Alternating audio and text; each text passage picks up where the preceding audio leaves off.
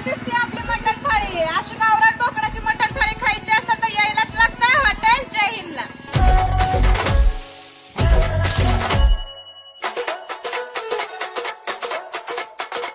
Load शेडिंगचा वार बिन होता तरी मी गेली बिजली. गावानं हाताला आलं न लसूण बोय मी लय घाबरली.